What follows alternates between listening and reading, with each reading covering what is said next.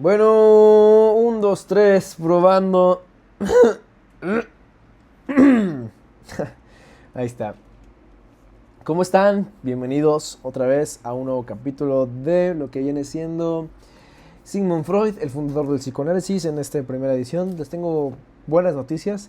Ya salió el segundo libro de esta colección, que es de Carl Jung.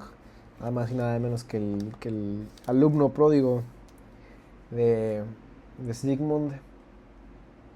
Y pues ya lo voy a comprar para que sigamos leyendo y sigamos abasteciéndonos de estas grandes lecturas, ¿no? Pues venga, espero que les guste y bienvenidos a este capítulo llamado El desarrollo de la sexualidad y el complejo de Edipo. Empezamos. La sexualidad en la infancia. En 1909, durante su estancia en Estados Unidos y mientras dictaba su cuarta conferencia en la Universidad de Clark, Freud se formuló varias preguntas sobre la sexualidad en la etapa infantil, ya que no estaba seguro de si podría afrontar la cuestión. Para la mentalidad puritana de la época, el padre del psicoanálisis se había convertido en todo un revolucionario, algo que le gustó mucho. Algunos de sus primeros discípulos y colaboradores comentaban, entre bromas y veras, que pronunciar el nombre del maestro ante la comunidad médica se había convertido en algo parecido a agitar un trapo rojo delante de un toro. Sin embargo, el asunto no pasó a mayores, y a juzgar por su correspondencia no tardó en descartarlo por considerarlo irrelevante y demasiado proclive a despertar suspicacias en personas mediocres y maliciosas. Schnitzler ya había señalado en sus obras de teatro el peso que tenía la sexualidad en la sociedad de su época, parapetada tras la moral judeocristiana, y Freud pudo comprobar las contradicciones que ello implicaba al atender a sus primeros pacientes. En Tres ensayos sobre teoría sexual, publicado en 1905, Freud reflexiona sobre la importancia que la vida sexual tiene en el desarrollo del individuo ya desde los primeros años de vida. A partir de esta observación, sus teorías sobre la sexualidad tendrán una extraordinaria influencia en la cultura en general y en la ciencia psicológica en particular. El padre del psicoanálisis provocó un cambio revolucionario y, por si fuera poco, sin andarse con rodeos, no le asustaban ciertas palabras consideradas por aquel entonces malsonantes y mucho menos los conceptos perturbadores. No en vano, al adentrarse en el mundo de la infancia, sentenció, ni más ni menos, que el niño es un perverso polimorfo. La investigación psicoanalítica de Freud y sus seguidores ha prestado mucha atención al desarrollo infantil, sobre todo en aquellas cuestiones referidas a la formación gradual de su individualidad. De hecho, este periodo vital se convierte en la piedra angular del sujeto. Durante las sesiones, el analista ve, observa y cura al niño que fue el adulto que ha acudido a la consulta. Según Freud, todo niño es perverso porque está dominado por pulsiones eróticas que no están encaminadas a la reproducción, y además es polimorfo porque busca el placer mediante la estimulación de distintas zonas erógenas, más allá de los genitales. No es difícil imaginar el asombro y el escepticismo con que el mundo científico y cultural de la época acogió tales afirmaciones, que distorsionaban la imagen pura y angelical de la infancia y ponían en cuestión la idea de que la sexualidad es un asunto propio únicamente de la edad adulta. Sin embargo, Freud no usaba el término perverso con ninguna connotación negativa, sino más bien en su acepción etimológica. Perversus, en latín, significa vuelto del revés. De nuevo, su pensamiento se convierte en un ataque frontal a la moral burguesa y su difícil relación con el mundo de los afectos y la sexualidad. La energía disruptiva de la libido. Esta nueva concepción psicoanalítica se basa en un supuesto teórico que ha suscitado gran controversia y animosidad. El hecho de que el impulso sexual no tenga una finalidad eminentemente reproductiva, sino más bien la consecución de sensaciones agradables y, en especial, que los niños, a la tierna edad de 3, 4 y 5 años, busquen el placer erótico. Freud dejó bien claro que la pulsión sexual nace de una libido que busca su satisfacción. Pero, ¿y si no lo consigue? ¿Y si los deseos alimentados por la libido, convertidos en pulsiones sexuales, no logran cumplirse? Según Freud, la dificultad que entraña pasar de una pulsión a otra genera un estado de neurosis que provoca, a su vez, que esa pulsión quede fijada durante la fase del desarrollo psicosexual o, por el contrario, una regresión en el desarrollo del niño. El mecanismo de esa fijación, consistente en el bloqueo temporal o permanente de una pulsión específica, puede estar determinado por varios factores internos o externos del individuo. Y aquí tenemos un cuadro que dice fijación. bloqueo temporal o duradero de la libido sobre un objeto pulsional o sobre unas zonas erógenas específicas que caracterizan el desarrollo psicosexual. Puede darse como resultado de una gratificación excesiva o, por el contrario, de una gran frustración acumulada durante el desarrollo del niño. Y bueno, retomamos lectura. Entre los factores internos puede haber diversos acontecimientos históricos, un trauma, la influencia de la familia o del sistema social, el modelo educativo e incluso una situación emocional compleja. Los factores internos, por su parte, incluyen la gratificación excesiva en una etapa de desarrollo de la sexualidad o bien una frustración creada como respuesta a las dificultades que impiden la transición a la siguiente etapa. Mediante estas teorías, Freud quería mostrar que la neurosis y los deseos inconscientes, que ya había descrito y analizado al abordar el tratamiento psicoanalítico, hunden sus raíces en la esfera sexual movidos por las propias pulsiones. Durante la práctica clínica, el analista logra que el paciente reviva el niño que fue y exprese un estado de sufrimiento a través de unos síntomas muy precisos. Un viaje al pasado.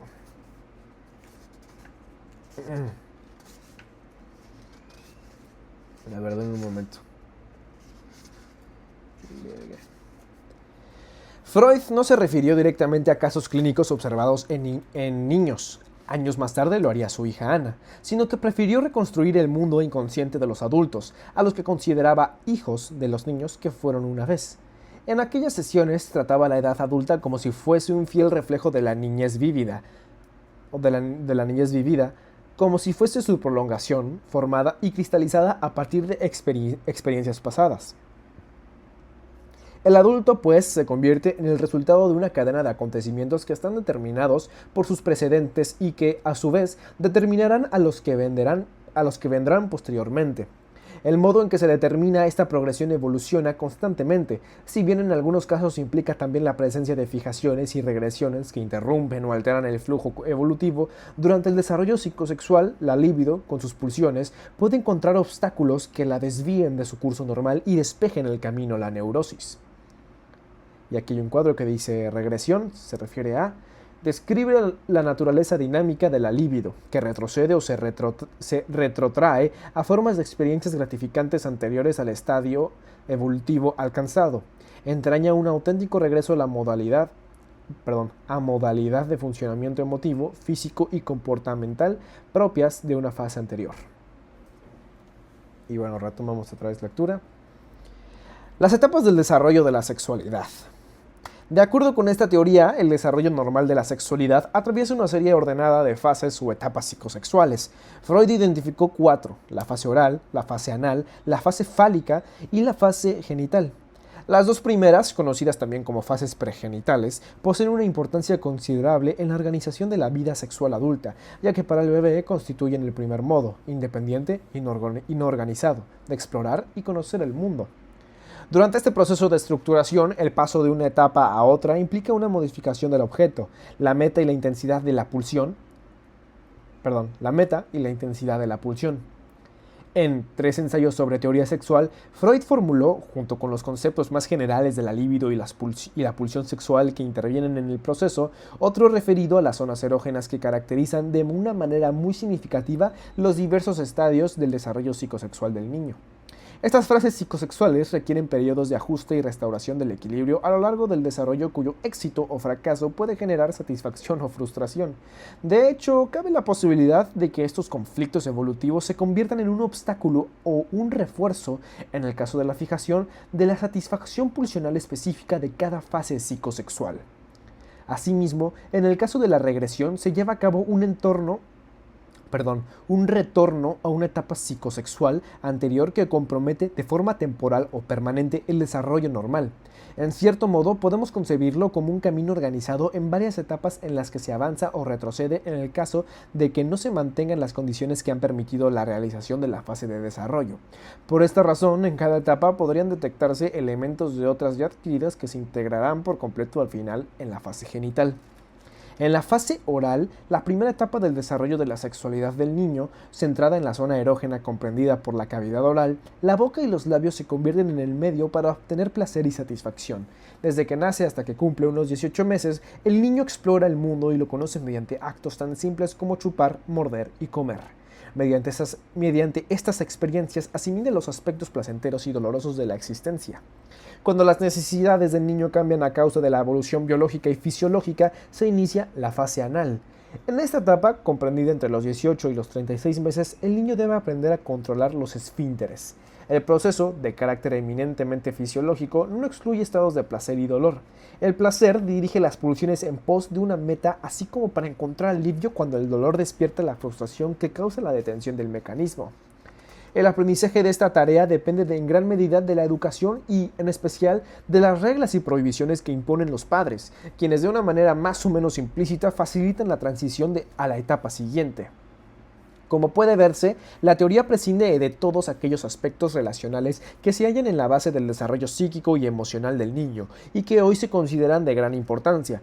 Freud se centró exclusivamente en la relación que el niño establece con el propio cuerpo y, en especial, con las zonas erógenas que orientan de forma activa su comportamiento fase tras fase. El proceso de maduración de la personalidad continúa en la fase fática, cuando entre los 3 y los 5 años descubre los órganos genitales como fuente de sensaciones físicas agradables. El niño conoce su cuerpo tocando y mirando sus genitales, movido por pulsiones libidinales que buscan un modo de descargarse. En esta etapa, el desarrollo de la personalidad gira principalmente alrededor de la presencia del pene en los hombres o de su ausencia en las mujeres. Los niños y las niñas comienzan a reconocerse como sujetos distintos, ya que en ese momento comienzan a darse cambios fisiológicos y psicológicos de gran importancia y complejidad. Al mismo tiempo, el sujeto se ve compelido a establecer una relación afectiva con el progenitor del sexo opuesto, así como desarrollar sentimientos de celos y rivalidad hacia el otro. Este proceso, el llamado complejo de Edipo, se da durante la fase fálica, a la que sigue la postrera del desarrollo psicosexual. La fase genital, el final del viaje que emprendió la libido, constituye también la transición de la niñez a la adolescencia tras cumplirse la fase de latencia. Y aquí dice fase de latencia, se refiere a pausa en el desarrollo de la sexualidad que suele darse a los 11 años, cuando la libido se atenúa para facilitar la relación del niño con el mundo exterior. No en vano, a esa edad suelen establecerse las primeras relaciones y amistades en la escuela. El sujeto, ahora adolescente, encuentra un cuerpo erotizado porque la pulsión libidinal identifica en los genitales ciertas zonas erógenas de donde brota el placer, de un modo similar a como ocurrió en la etapa fálica. La pubertad marca la transición de las fases pregenitales, oral y anal, a la sexualidad adulta, marcada por la superación de las pulsiones libidinales parciales, típicas de ese perverso polimorfo que es el niño, que se integran y organizan, así como la transformación del placer sexual, que pierde su connotación autoerótica para buscarlo fuera del núcleo familiar. El amor por uno mismo se transforma en amor por los otros.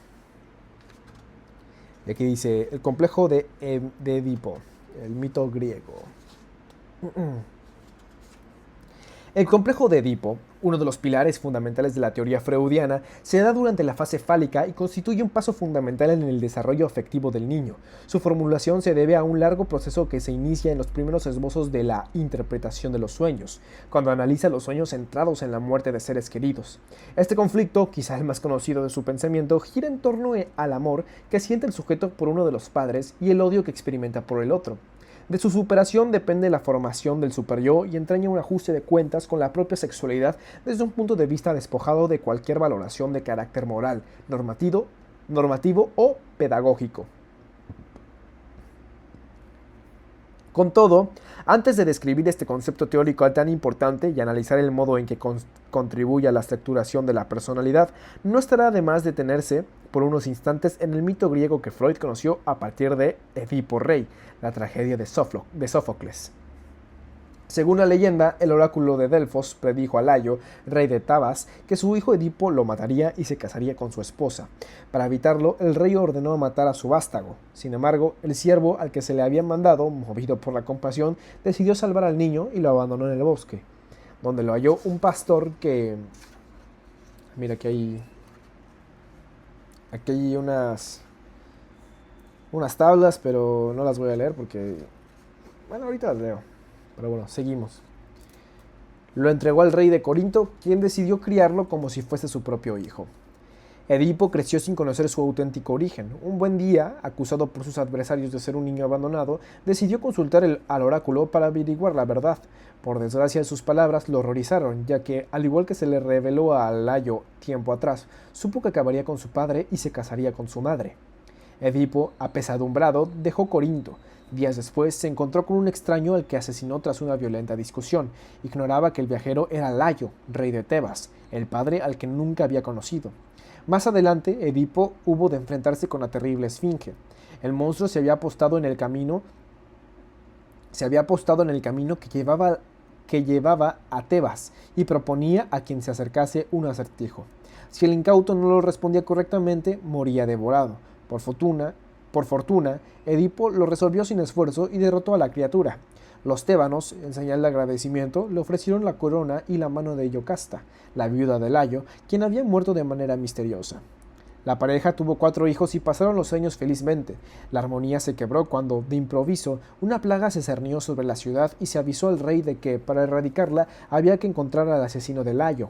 La ciudad había quedado manchada por un crimen que se mantenía impune, y los dioses estaban dispuestos a castigarla. Edipo consultó al adivino Tiresias, para conocer la identidad del asesino, darle su merecido castigo y salvar a sus súbditos. Las pistas lo conducen a un descubrimiento terrible. Sin saberlo, había matado a su padre, Layo, y se había casado con su madre, Yocasta, quien se suicidó incapaz de soportar tal horror. Edipo, al conocer la verdad, se arrancó los ojos porque no le han servido para ver la realidad y abandona la ciudad. Del mito al complejo, un significado universal.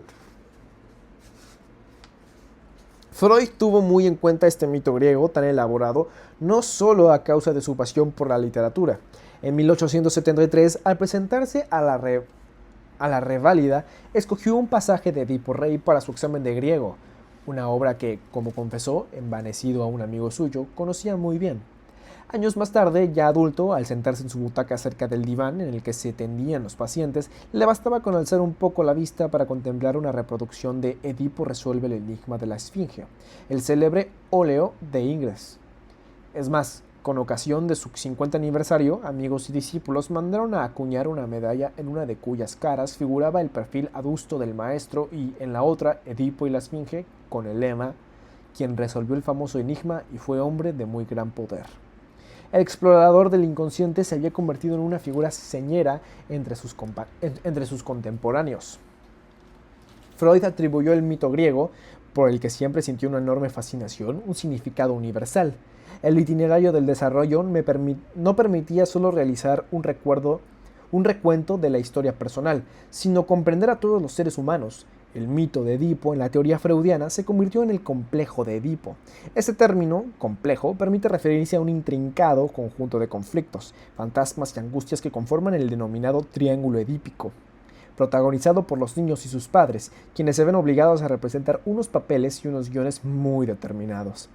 Hacia los 3 años, durante la fase fálica y tras tomar conciencia de las diferencias anatómicas entre hombres y mujeres, los niños experimentan y afrontan este complejo que constituye todo un desafío para el desarrollo de su sexualidad.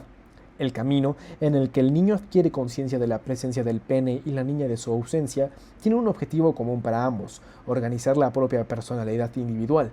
La resolución de los conflictos y fantasías que convergen en el niño, la madre y el padre determina el éxito del desarrollo. El niño no está solo. Para continuar con su desarrollo, descrito por Freud mediante el mito de Edípico, el pequeño necesita el apoyo de ambos padres. Se trata de un reto muy importante para el triángulo familiar. Si se resuelve correctamente, el niño se convertirá en hombre y la niña en mujer. En la teoría freudiana, la figura paterna adquiere una importancia creciente.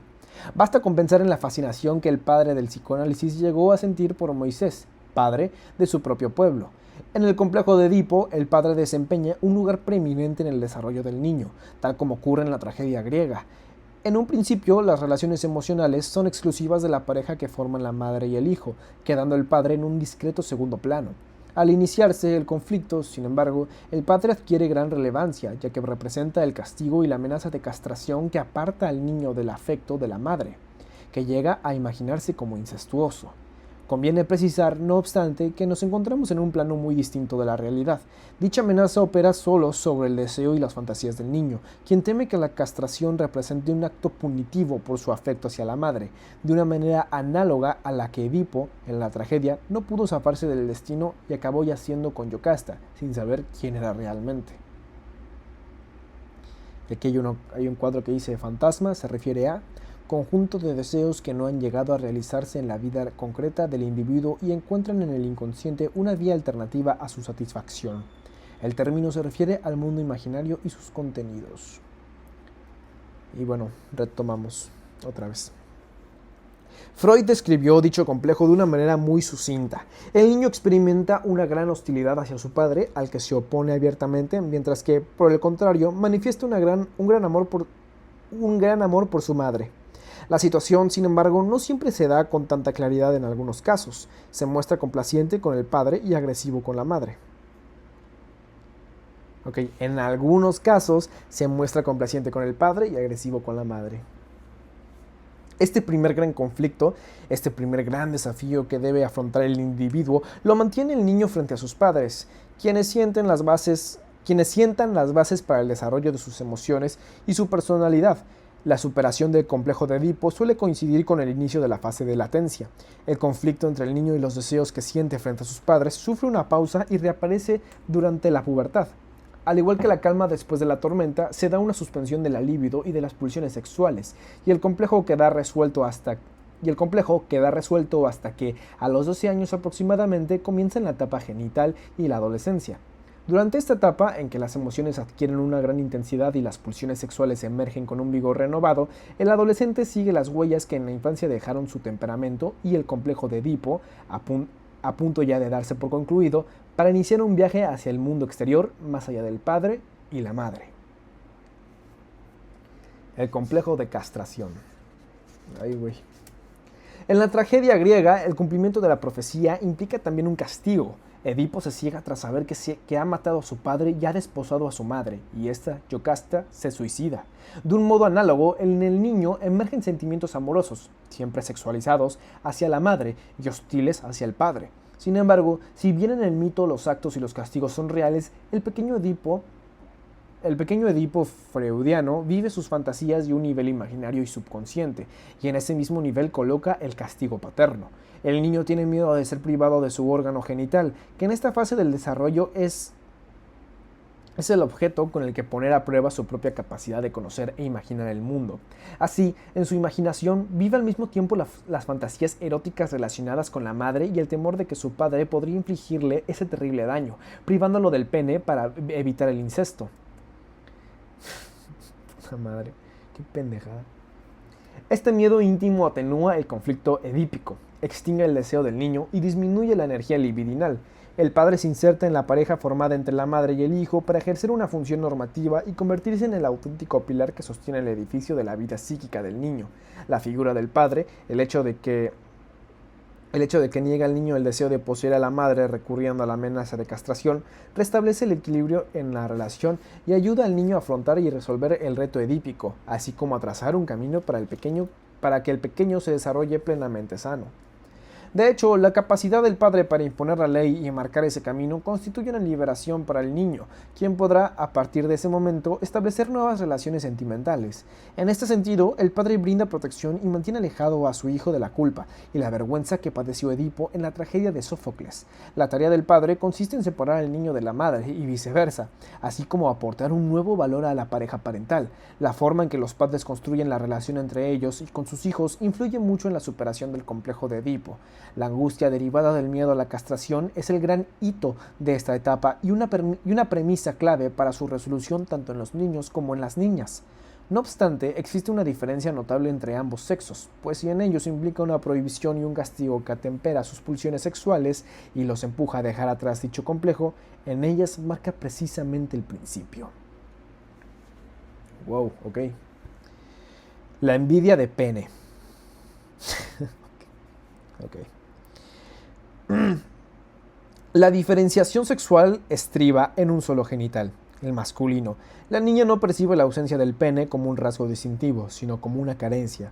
Para ella, el pene es algo que no se le ha dado o que incluso se le ha arrebatado, de ahí el complejo de castración.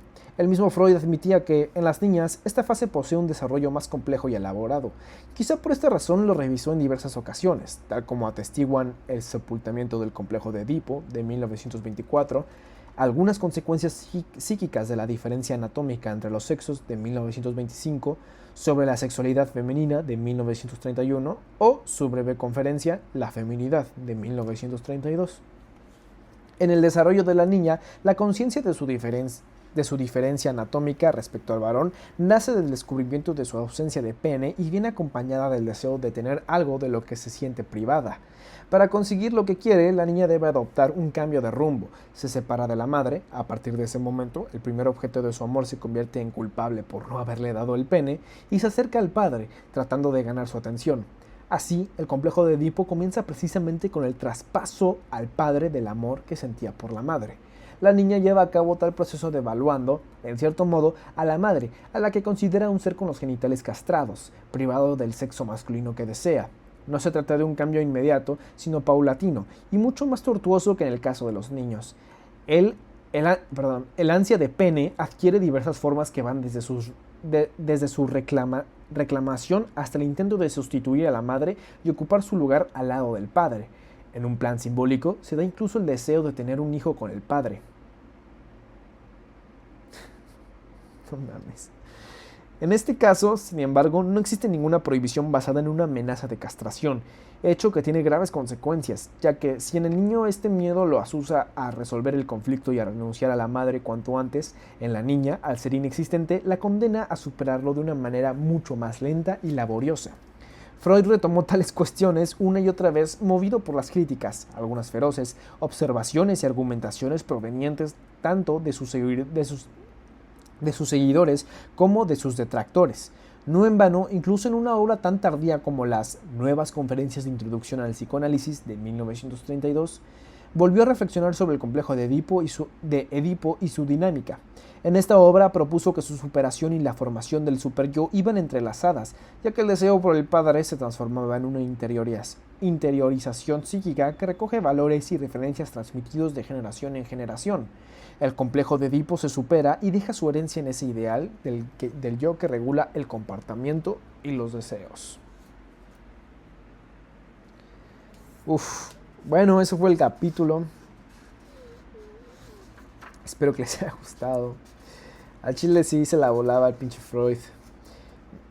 Se la volaba hasta se pasa.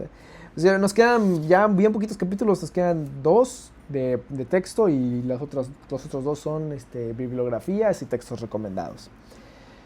Pues bueno, chavos, yo espero que les haya gustado. Recuerden, siempre hay que, con este tipo de cosas, todo este tipo de personajes, siempre hay que ¿cómo dice? Una frase que escuché que es muy buena, que me han dicho, no varias veces, pero lo he escuchado de personas que son muy, muy sabias, es: nunca se separa el arte del artista. Y no me refiero a algo ambiguo, sino a algo real, ¿no? O sea, no podemos separar las ideas de Freud con la época en la que vivió, ¿no? Y con el tipo de persona que también era. Entonces yo creo que eso es muy importante, y esto es algo que también, pues, no, o sea, te lo presentan en el mismo libro, ya que, pues, tiene